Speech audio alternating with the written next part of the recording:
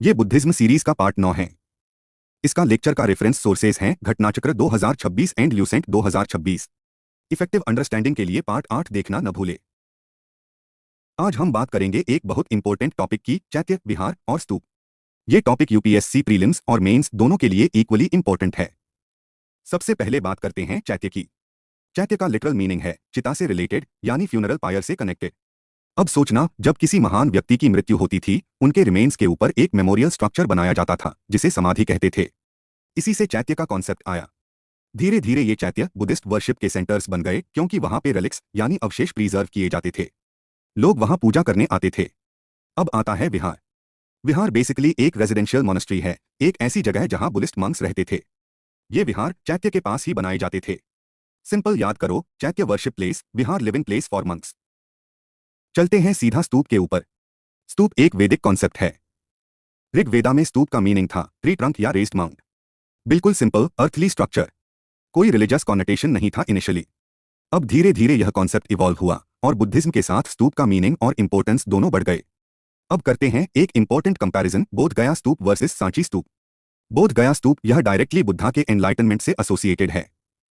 यहां बुद्धा को बोधि ट्री के नीचे ज्ञान मिला था, तो बोध गया एनलाइटनमेंट। सिंपल।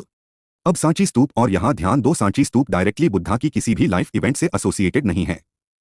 ना बर्थ, ना एनलाइटनमेंट, ना फर्स्ट सरमन, ना डेथ, कुछ भी नहीं। फिर भी यह बहुत इंपॉर्टेंट बुद्धिस्ट साइट है।